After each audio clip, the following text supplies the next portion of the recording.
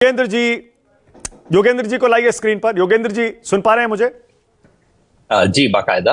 Okay, Yogendra जी यहीं से शुरू करते हैं। देश का राजनीतिक मूड योगेंद्र जी आपको फिलहाल कैसा दिख रहा है और क्या वो मोमेंटम विधानसभा चुनाव में जाएगा, ऐसा जाता है क्या? आपका एक्सपीरियंस, आपकी समझ क्या कहती है? मानक भाई, शुरुआत में इस बात से करूंगा कि चुनावी भविष्यवाणी बिल्कुल मेरा काम नहीं है, ना तो मेरा धंधा है, ना मेरा शौक। मजबूरी में लोकसभा चुनाव में करना पड़ा था, लेकिन अब उम्मीद करता हूं कि मीडिया अपना काम करेगा। पर वो तो ठीक हुआ था जैसे लोगों जी, को मजबूरी से नहीं आप ही शायद वो गिने चुने लोगों में थे जिनका वो ठीक हुआ था भविष्यवाणी, तो आपको तो करना चाहिए। ठीक हुआ था तभी कान पकड़ रहा हूं कि रोज रोज नहीं करूंगा। जो गंभीर बात है राजनीति की, उस पर कहता हूं। आपने बहुत बड़े सवाल उठाए हैं, अच्छे सवाल उठाए हैं। लोकसभा चुनाव के बाद से क्या क्या मूड में बदलाव हुआ है ये, और इस चुनाव से क्या तय होगा।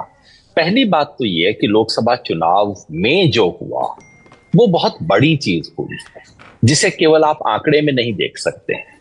और बड़ी चीज ये हुई है, जो कहते हैं ना, गुब्बारा पंचर हो गया। गुब्बारा तो पंचर हो गया, या ज्यादा दूसरी भाषा में कहूं तो इस देश में जो चुनाव के नाम पर प्लेबिसाइट करवाया गया था, मोदी की गारंटी का जो प्लेबिसाइट हुआ था, उसमें जनता ने अंगूठा लगाने से इनकार कर दिया। ये मोटी बात हुई है। उसके बाद से क्या बदलाव हुआ है? उसके बाद से ये एहसास थोड़ा गहरा हुआ है लोगों के बीच में कि भाई ये तो सरकार तो डाउन है, और सरकार के जो बार बार यू टर्न लेने पड़ रहे हैं, अब तक 4 मुद्दे पे यू टर्न सरकार ले चुकी है, उससे जनता की ये भावना गहरी हो रही है। लेकिन आप ठीक कह रहे हैं, इसकी परीक्षा होगी विधानसभा चुनाव में। जम्मू कश्मीर के चुनाव का इतना सीधे सीधे देश के मिजाज पे असर नहीं पड़ता, क्योंकि लोग समझते हैं कि वो बहुत ही यूनिक किस्म का चुनाव है। झारखंड का चुनाव महत्वपूर्ण है। बीजेपी वहां अभी भी फ्रंट रनर है, क्योंकि लोकसभा चुनाव में बीजेपी की परफॉर्मेंस बेहतर थी। कुल मिला के बीजेपी का पलड़ा भारी था। तो अगर बीजेपी वहां झारखंड में जीत जाती है तो बहुत हैरानी की बात नहीं होगी, लेकिन कुल मिला के इससे बीजेपी को राहत हो सकती है। हरियाणा, तकनीकी रूप से आप कहेंगे कि विधानसभा चुनाव में बराबरी पे मामला छूटा था, 5-5। अगर आप विधानसभा की सीटें देख लें तो 42-46 लगभग बराबर के करीब छूटी थी। लेकिन हरियाणा में इसे इस तरह से देखा गया कि भाई अगर लोकसभा चुनाव में सिर्फ 5 सीट आती है तो इसका मतलब तो गए, क्योंकि पिछली बार जब 10 में से 10 सीट आई थी बीजेपी को, तब विधानसभा चुनाव में जाके 90 में से 40 सीट मिली थी। इसी तरह से 3-4 महीने बाद चुनाव हुआ था।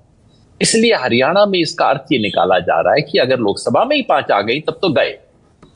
इसलिए अगर बीजेपी यहां हार जाती है तो कोई हैरानी की बात नहीं होगी। सड़क पे जो लोग कहते हैं वो ये है कि भाई इस वक्त तो हरियाणा को विधानसभा चुनाव में कांग्रेस को सिर्फ एक ही पार्टी हरा सकती है, और वो है कांग्रेस खुद।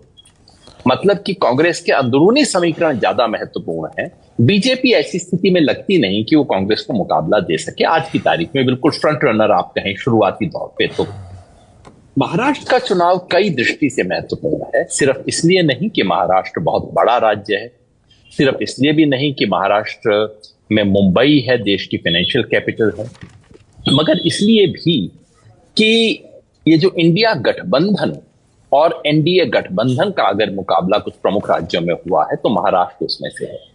शुरुआती बढ़त एमबीए को है, यानी कि इंडिया गठबंधन को है, क्योंकि लोकसभा चुनाव में उन्होंने बेहतर परफॉर्म किया था। लेकिन उसे बचाए रखना सामान्य चीज नहीं है। तमाम तरह की तकड़में हैं, तमाम तरह के खेल हैं। कुल मिलाकर अगर महाराष्ट्र में एमबीए जीत जाता है और उधर हरियाणा में भी कांग्रेस जीत जाती है, क्योंकि हरियाणा में कोई गठबंधन नाम की चीज नहीं है, कांग्रेस और बीजेपी का मुकाबला है। अगर ऐसा होता है तो इसे माना जाएगा कि लोकसभा चुनाव में जो हुआ वो केवल एक वक्ती झटका नहीं था। कुल मिलाकर बीजेपी डाउन जा रही है। लेकिन अगर बीजेपी महाराष्ट्र और किसी एक और राज्य को, 2 राज्यों को झटक लेती है, तो बीजेपी ये साबित करना चाहेगी कि नहीं, लोकसभा चुनाव में जो हुआ वो तो एक झटका लग गया, बाकी चीजें ठीक ठाक हैं। इसलिए महत्वपूर्ण है चुनाव ये तय करने के लिए। हालांकि एक बात और जोड़ दूं, मैं नहीं समझता कि मोदी जी के भविष्य का फैसला इस चुनाव में होने वाला है। क्योंकि अगर मान लीजिए बीजेपी हार भी जाती है महाराष्ट्र, तो लोग कहेंगे यार लोकसभा चुनाव में तो हो ही चुका था, इसमें नई बात क्या है। मेरे विचार से सबसे महत्वपूर्ण चुनाव अगले साल जो बिहार का चुनाव होगा वो होगा। और अगर कांग्रेस और इंडिया गठबंधन इस बार 2 चुनाव जीत जाता है, समझिए महाराष्ट्र और हरियाणा या महाराष्ट्र और झारखंड जैसे भी 2 चुनाव यदि इनमें से जीत जाता है, और अगर अगले साल बिहार जीत जाता है, यानी कि एनडीए यदि बिहार हार जाता है, तो एक मायने में मोदी सरकार की उल्टी गिनती वहां से शुरू हो सकती है। मगर अभी से हम ऐसा नहीं कह सकते। पर बिहार आप देखेंगे, बिहार का आपने जिक्र किया और मैंने भी कहा कि 6 चुनाव हैं, उनमें दिल्ली भी है। बिहार में तो एनडीए ने बहुत बढ़िया परफॉर्मेंस किया है लोकसभा चुनाव में, 40 में से 30 सीटें उन्होंने जीती हैं इस बार। जी, अगर सीटों की दृष्टि से देखें तो ये बात सही है, लेकिन अगर आप वोटों में देखें तो उत्तर प्रदेश और बिहार दोनों में बीजेपी को एग्जैक्टली एक बराबर नुकसान हुआ है। एनडीए को दोनों जगह 7% का नुकसान हुआ। बिहार में स्टार्टिंग पॉइंट एनडीए का थोड़ा ऊंचा था, बिहार में उनके पास 23% गैप था, 7% का झटका लगा, फिर भी मोटे तौर पे ठीक ठाक बच गए।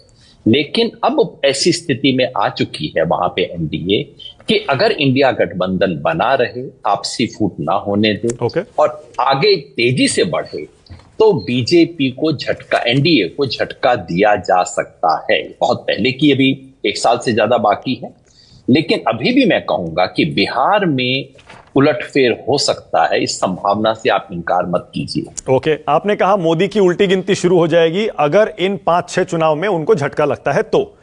राहुल गांधी के लिए कितना इंपॉर्टेंट है योगेंद्र जी ये चुनाव?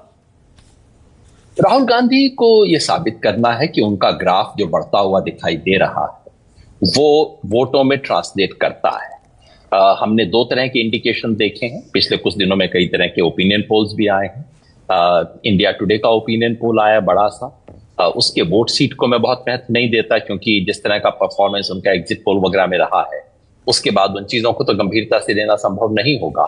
लेकिन फिर भी मैं ओपिनियन पोल को ध्यान से पढ़ता हूं, और ये ओपिनियन पोल राहुल गांधी के बारे में 3-4 संकेत देता है। इंडिया टुडे का मूड ऑफ द नेशन पोल है, जो कि हर 6 महीने बाद किया जाता है, और देश में अभी भी उसकी तमाम लिमिटेशंस के बावजूद, कई मेरे को टेक्निकल प्रॉब्लम्स हैं उस सर्वे के साथ, आज मुख्यतः ये कि वो टेलीफोन पे किया जा रहा है, आमने सामने बात नहीं की जा रही, फिर भी उससे मोटे तौर पे 2-3 चीज निकल के आती हैं।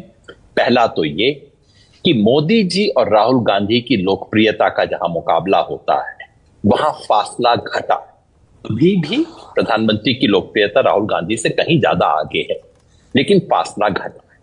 नंबर 2, लोकसभा के विपक्ष के नेता के रूप में राहुल गांधी की परफॉर्मेंस को पब्लिक अप्रिशिएट कर रही है। उसमें 51% लोग कह रहे हैं कि हम उनके एलओपी की परफॉर्मेंस से संतुष्ट हैं।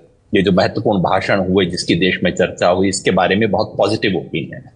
नंबर 3, जब जनता से पूछा जाता है अच्छा मोदी जी को छोड़ दीजिए और देश में कौन बनना चाहिए प्रधानमंत्री, उसमें अब राहुल गांधी नंबर 1 पे आ गए हैं, अमित शाह और बाकी सब बीजेपी के लोगों से काफी आगे, और बाकी विपक्ष के नेताओं से भी काफी आगे आ गए।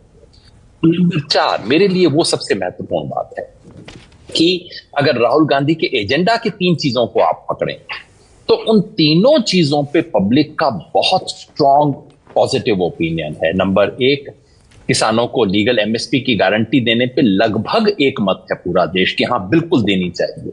नंबर 2, कास्ट सेंसस, जिसको टीवी स्टूडियो में डिवाइसिव बताया जाता है, उसके बारे में शायद 75% जनता कह रही है कि हाँ बिल्कुल ठीक है, होना चाहिए। पहले से ज्यादा बढ़ रहा है कास्ट सेंसस के लिए सपोर्ट। नंबर 3, कि बीजेपी सरकार मुख्यतः बिजनेसमैन वालों के लिए काम करती है, आम लोगों की सरकार नहीं है, बड़े लोगों की बिग बिजनेस के लिए सरकार चलती है। ये बात भी जनता कह रही है। तीनों मुद्दे राहुल गांधी उठा रहे हैं, ये तीनों बातों पे पब्लिक एंडोर्समेंट है। इसका मतलब है राहुल गांधी के लिए अपनी व्यक्तिगत छवि को, लेकिन अपनी व्यक्तिगत छवि से कहीं ज्यादा अपने एजेंडा को बहुत आगे ले जाने का स्कोप दिखाई दे रहा है, और ये एक आगे के लिए बहुत महत्वपूर्ण संकेत है। अब ये जो राहुल गांधी मुद्दे उठा रहे हैं योगेंद्र जी, आपको लगता है ये जो 4 चुनाव आ रहे हैं या 6 चुनाव आ रहे हैं, इसमें इन मुद्दों की भी अग्नि परीक्षा होगी, या आपको लगता है ये मुद्दे वाकई रेलेवेंट हैं, लोकसभा में ये चल चुके हैं और इन राज्यों के चुनाव में भी चल जाएंगे, या और कोई मुद्दे आपको लगता है जो इंपॉर्टेंट होंगे? सीधे सीधे मुद्दों और चुनाव का संबंध नहीं। जैसे जातिगत जनगणना का सवाल जो था वो लोकसभा चुनाव में राहुल गांधी ने उठाया था, लेकिन मैं नहीं समझता कि लोकसभा चुनाव इस मुद्दे पर हुआ था। वो मुद्दा पहुंचा नहीं था। अभी हरियाणा और महाराष्ट्र में किस हद तक पहुंचेगा मैं जानता नहीं, झारखंड वगैरह में होगा। मैं समझता हूं बिहार चुनाव में जातिगत जनगणना वाले मुद्दे की परीक्षा, अभी से अग्नि परीक्षा इसकी नहीं होगी। जो किसानों की एमएसपी का सवाल है ये हरियाणा में उठेगा, और देखिए उसको पहले से देखते हुए बीजेपी को घोषणा करनी पड़ी है कि हम किसानों को एमएसपी देंगे। हरियाणा में विशेष घोषणा उन्होंने की है सरकार ने, तो जाहिर है बीजेपी पे दबाव है, किसान आंदोलन का दबाव है। अभी से इन तमाम सवालों का लागू हो जाना, परीक्षा हो जाना और उसके आधार पर तय होना बहुत जल्दबाजी होगी ये कहना। लेकिन कुल मिला के राहुल गांधी जिन मुद्दों को देश के सामने रख रहे हैं उन मुद्दों की ग्राह्यता बढ़ रही है, बीजेपी पे दबाव बढ़ रहा है, और ये आने वाली बहुत चीजों की दिशा तय कर सकता है। Okay Yogendra ji, thank you, आपने राष्ट्र की बात में न्यूज़ 24 के लिए टाइम निकाला, बहुत धन्यवाद।